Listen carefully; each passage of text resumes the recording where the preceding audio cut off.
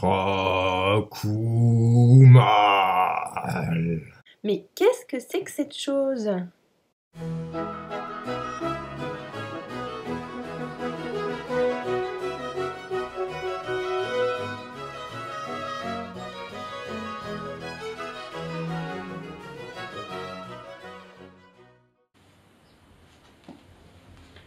Le Cracoumal, ou chant de la corneille, est un poème scandinave anonyme, probablement écrit vers la fin du XIIe siècle. Il existe plusieurs versions, au moins 3, de ce chant funèbre épique, tragique et original, mais toutes racontent la même histoire.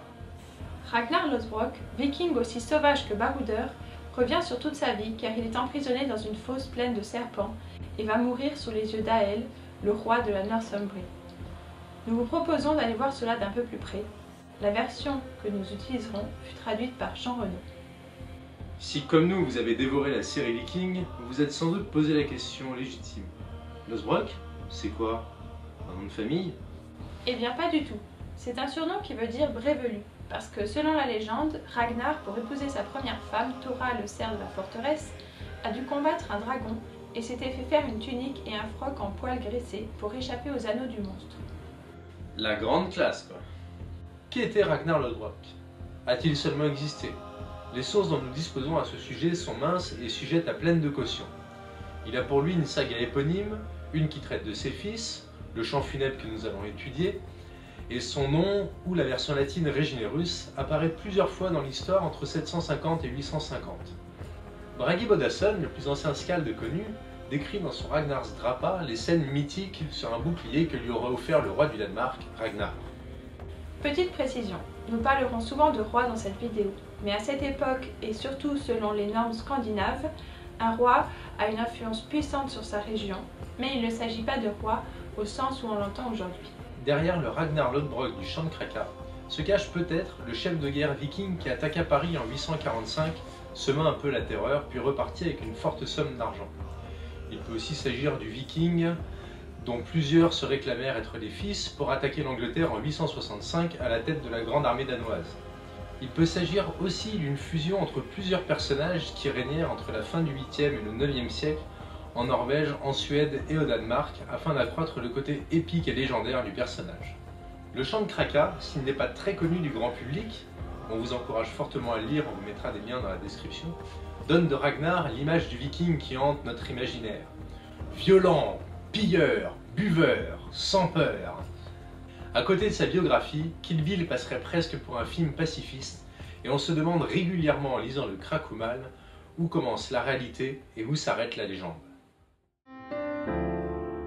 Retour aux sources. Les spécialistes s'accordent tous sur le fait qu'il est extrêmement difficile de donner foi aux sources de cette époque, qui furent les années folles des incursions vikings en Europe. Les Scandinaves n'écrivaient pas encore, et les sources dont nous disposons sont soit rédigées par des chrétiens apeurés et promptes à gonfler les effectifs et les exactions des Vikings pour bien leur donner le rôle de méchants, soit par les Scandinaves, mais 2, 3, voire 4 siècles plus tard. Bref, nos sources sont soit du domaine de la légende. Je vais vous raconter l'histoire de votre papy. Votre papy cherchait des trolls et des dragons, et à main nue. Et oui, parce qu'il était très fort, papy. Un jour, pour épouser mamie, car il l'aimait très très fort, mamie, il a brisé une île en deux, il a chassé les géants qui dormaient dans la remise du jardin, et il a domestiqué un cheval à 3 pattes qui parlait javanais et qui jouait aux cartes, car c'était le cheval du poulain Todin. Soit du domaine de la propagande politique. Les Vikings arrivèrent un matin. Ils brûlèrent et pillèrent nos villes. Ils étaient si forts tels des démons, si nombreux tels les légions de l'enfer, si méchants tels des belles-mères, que nous ne pûmes rien faire.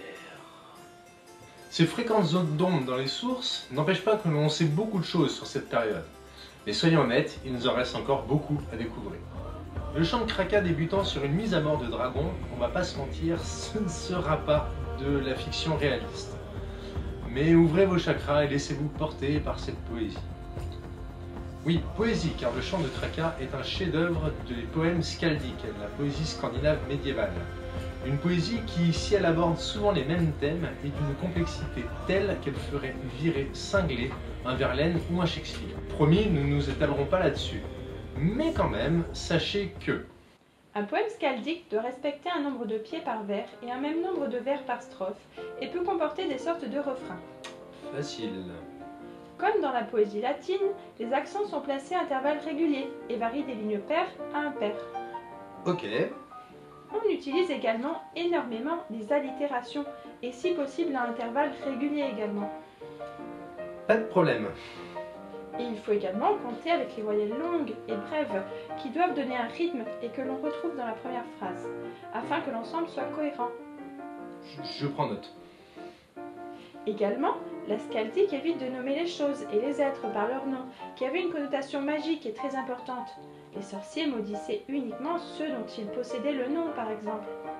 Pour éviter cela, on recourt à des eiti, ce sont des sortes de métaphores très cadrées, et des kenigars, des métaphores filées, parfois sur plusieurs strophes. Je vais y aller.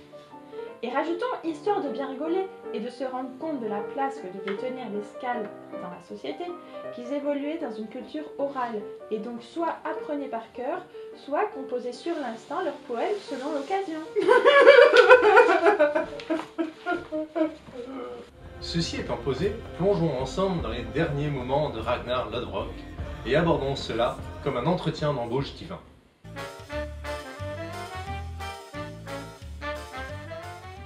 Salut à toi, Ragnar au bras velu. Alors, comme ça, tu postules pour faire partie de mes guerriers immortels. Nous avons frappé avec l'épée. C'est le titre. Ce n'est que le refrain, mais ça pourrait. Eh ben, nous voilà bien.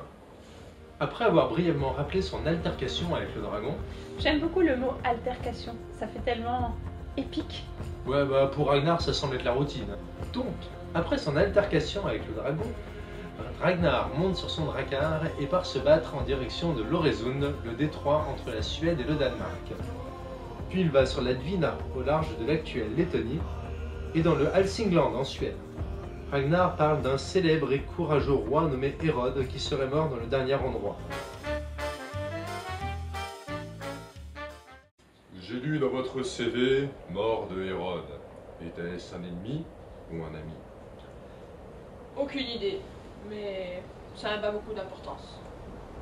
Ensuite de quoi, Ragnar va le roi Hrafn et le roi Eystein. Hrafn étant un roi inconnu et Eystein sûrement un roi de Suède. Après une bataille dans un lieu inconnu, Ragnar clôt son périple de l'Est en tuant le roi Volnir sur l'actuelle île de Bornholm. Donc, après un rapide calcul, ça nous fait 3 rois et peut-être un jarl passé par les armes. Pas mal du tout, étant donné que vous étiez tout près de chez vous. Et après? Bon, après, je me suis baladé, si on peut dire. Ragnar part alors pour le pays des Flamands et tue un nouveau roi. C'est une manie chez lui. Puis il fait voile pendant 6 jours pour Englanès, qui, d'après son nom, devrait correspondre aux côtes de l'Angleterre. Là-bas, il tue un illustre inconnu du nom de Valthiof. Après, il se bat à Bardafjord, ce qui doit correspondre à Perth en Écosse, puis aux Orcades, et enfin en Northumbrie. Et là, 2 choix d'itinéraire s'offrent à nous. Soit Ragnar a fait plusieurs allers-retours le long de la côte est de l'Angleterre, soit il a profité de son petit passage aux Orcades pour contourner et après aborder de nouveau l'Angleterre par la côte ouest. Même si les Vikings étaient capables de passer par les rivières et donc auraient pu traverser l'Angleterre en prenant leur drakkar à pied, il faut quand même privilégier cette hypothèse. Alors, cette visite des îles britanniques vous a-t-elle plu? Comment dire, c'est un peu compliqué à expliquer. On se sent comme à la maison, notamment parce qu'on fait que de se battre. Tout le monde vous en veut ou c'est le contraire? Plutôt le contraire, hein. Je ne suis jamais arrivée à me poser en Anglia. La faute à un accueil peu chaleureux, sans doute. Alors, j'ai repris le bateau. Et c'est là que pour la première fois, j'ai mis le pied en Northumbrie. Et que je m'y suis battue. Vainqueur ou vaincu? Difficile à dire, mais écoutez plutôt ça. Nous avons frappé avec l'épée. Une tempête s'est abattue sur nos boucliers. Les morts se sont écroulés à terre. Dans le Northumberland, nul n'était besoin ce matin-là de pousser les hommes au jeu de hydre, alors que les rayons scintillants pourfendaient les tiges des hommes. C'était autre chose que d'embrasser une veuve sur le beau siège. C'est bien tourné, on s'attend pas du tout à ça en vous voyant. Mon côté poète a mis du temps à sortir. Le Krakumal donne très peu d'indicateurs temporels, de sorte qu'il est quasiment impossible de donner un âge à Ragnar, ni de savoir dans quel laps de temps se passent les combats. Tout juste sait-on s'il lui fallut 6 jours pour aller du pays des Flamands aux côtes anglaises. C'est à croire qu'il ne s'agit que d'une seule et même expédition viking qui transforma en champ de bataille toute la partie occidentale de l'Europe, même s'il nous faut relativiser. D'abord, nous avons vu en début de vidéo l'aspect légendaire de Ragnar. Et puis, à cette époque, ce n'était pas non plus la bataille de Verdun, seulement quelques centaines d'hommes étaient en jeu. Et sans relativiser, une centaine d'hommes armés qui passent d'un pays à l'autre en semant la terreur, ce n'est pas non plus une anecdote. Revenons à nos bastons, à nos moutons. Ragnar remet donc ses skips et autres Knorr à l'eau et part direction les Hébrides, où un de ses fils, Rognvald, meurt au combat à cause d'un secoueur de haume qui lui aurait lancé la palme du cran de la corde. Ce Koenig explique en termes fleuris que son rejeton s'est pris une flèche dans le citron. Bon père, Ragnar admet quand même que c'est un grand malheur avant de reprendre le bateau et de partir cette fois-ci pour l'Irlande. Durant 4 strophes, Ragnar nous raconte ses multiples batailles contre Marstan, le roi des Irlandais. Ce nom, non attesté ailleurs, pourrait se rapprocher de celui de Myrkerstan, qui fut bel et bien roi d'Irlande et qui eut visiblement maille à partir avec les Scandinaves. Alors, l'Irlande, c'était comment? La routine, que voulez-vous? On s'est battu pour changer. Et Ragnar, un de mes fils, est mort. Et Gilles l'a tué. Et Gilles, c'était qui? Aucune idée, mais je trouvais sympa de le nommer. Histoire de vous déculpabiliser, peut-être. Oh, ça va, vous, hein? Vous avez aussi des morts sur la conscience, non? Dont un fils. C'est pas faux. Et alors, hein, comment s'est passée cette fin de périple sur l'île verte? Au large de l'Indisère, un cap d'après le nom, Ragnar bat les Irlandais en combat naval. Comme à son habitude, il repart ensuite sur les mers. Il part se battre à l'île d'Islay qui se situe dans les Hébrides, puis à Anglesey, au pays de Galles. Nous sommes à la 21e strophe et Ragnar stoppe là le récit de ses expéditions. Grâce à la magie d'Internet, nous avons fait une estimation à la louche Plutôt la pelle à neige, oui. du périple de Ragnar et de sa meute. Son armée. Non, désolé, mais moi, une bande de Joedril qui ratisse tout le quart nord-ouest de l'Europe en tuant chaque roi sur son passage, mené par un Gugus qui envoie 2 de ses fils à la boucherie, moi j'appelle ça une meute. Je suis assez d'accord. Le décompte est pas mal. Ragnar et son armée ont fait au moins 6000 km rien qu'en suivant les indications du Krakumal. Il nous manque très certainement beaucoup d'étapes, mais ça nous fait déjà un périple plutôt coquet. Dans la saga qui porte son nom, Ragnar est dit roi du Danemark. Nous l'avons donc fait partir de ce pays-là, et parce que... Voilà. Nous l'avons fait partir de la mer de Kattegat, qui est entre le Danemark et la Suède. Ce fut donc ensuite la Suède, le golfe de Riga, retour au Danemark, puis les Flandres, les côtes anglaises, la Northumbrie, l'Irlande du Nord au sud, puis les Hébrides, le pays de Galles, et terminus en arrivant de nouveau en Northumbrie. Le total du périple fait environ 6000 km et nous vient du site infocapagd.com. Ragnar en vient enfin à son sujet de préoccupation, sa mort imminente pour cause du serpent venimeux. Les dernières strophes sont une éloge à la bravoure, à l'héroïsme sanguinaire et à l'acceptation de son destin, aussi funeste et injuste soit-il. Des thèmes récurrents, sinon principaux, dans les mythes et sagas scandinaves. Notons en passant que Ragnar, à la strophe 25, dit aimer boire de la bière dans la branche courbe du crâne. Cette petite phrase est peut-être à l'origine d'une des légendes urbaines les plus tenaces concernant le fier peuple du Nord. Alors, réglons ça une bonne fois pour toutes, la branche courbe du crâne, c'est une métaphore, un Eiti, pour désigner ceci. Skål. Parce que boire dans le crâne de son ennemi, non seulement déjà c'est dégueu, mais en plus, c'est un peu compliqué. Parce que... Des trous, des petits trous, encore des petits trous,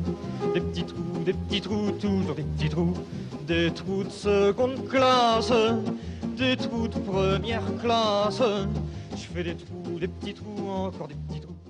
À l'avant-dernière strophe, Ragnar mentionne le fait qu'il a combattu dans pas moins de 51 batailles et se vante d'être le roi le plus bourrin de la création, ce qui n'est pas tout à fait faux.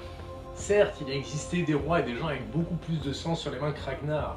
Surtout que, rappelons-le encore une fois, compte tenu de l'époque et du fait qu'il se promenait en bateau, ça devait être tout au plus quelques centaines d'hommes engagés. Mais ce qui choque quand on lit le Krakumal, c'est la complète gratuité de l'agression de Ragnar. Ragnar mentionne un lieu où ils arrivent, il donne une suite de magnifiques métaphores sur la bataille. Boum, un roi est tué, on part dans un autre endroit, on recommence, on prend sa hache et c'est reparti. Jamais il ne mentionne dans le Krakumal une idée de butin, ni une certaine haine envers ses ennemis, encore moins un désir de vengeance, même après la perte de plusieurs de ses fils au champ de bataille. Juste, il arrive, il tape, il part. En cela, Ragnar est exactement l'image du viking que l'on se fait pillard des mers, brutal et sanguinaire, assoiffé par l'or et le sang. Avant de mourir, Ragnar mentionne toutefois que ses rejetons risquent de revenir le venger et de mettre la Northumbrie à feu et à sang. En effet, à la fin du 9e siècle, Halfdan, Ubbe et Ivar Ragnarsson, trois frères qui se réclamaient être les fils de Ragnar Lodbrok, envahirent l'Angleterre et fondèrent durablement le royaume danois de York. Contrairement à leur père supposé, leur existence est quant à elle bien attestée. Votre CV m'a l'air parfait. Alors, cher guerrier, dites-moi, quelles sont vos motivations? Maintenant, j'ai hâte d'en finir. Elle m'appelle et dit ce qu'Odin m'a envoyé depuis le hall de Erjean. Joyeux, je vais seul au siège, boire de la bière avec les As. Tout espoir de vie a disparu. En riant, je mourrai. Eh ben, je crois que nous pouvons dire que vous êtes engagé. Cher Ragnar, bienvenue chez vous. Bienvenue au Valhalla. Avec Odin tu mourras. Jusqu'au Ragnarok tu te battras. Avec les As tu discuteras. Bienvenue au Valhalla. Retour aux sources. Et oui, c'est une nouvelle tradition dans les DLC d'histoire. À partir de maintenant, à chaque fin de vidéo, nous vous présenterons les livres qui nous ont servi à travailler. Nous allons d'abord utiliser la base de la base, Les Vikings par Régis Boyer, idéal pour connaître un peu toute leur culture. Les sagas légendaires islandaises, dans laquelle il y a le Krakumal et tant d'autres, la saga de Ragnar, la saga des fils de Ragnar, si vous aimez ça, allez-y. Nous avons aussi l'Edda de Snorri qui nous a servi et qui nous servira dans une prochaine vidéo, évidemment. Et pour bien comprendre la poésie skaldique et la littérature scandinave, il y a Snorri Sturluson, encore un livre écrit par Régis Boyer. Merci à toutes et à tous d'avoir regardé la vidéo. N'hésitez pas à commenter, à nous dire vos impressions et à aimer, partager et tout ça. Merci à vous, au revoir et à la prochaine. Au revoir.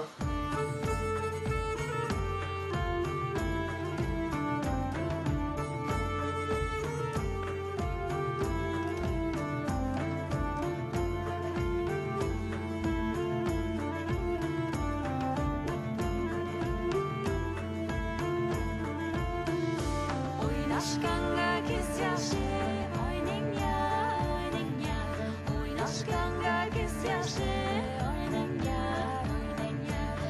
Üskü karasız yaşı.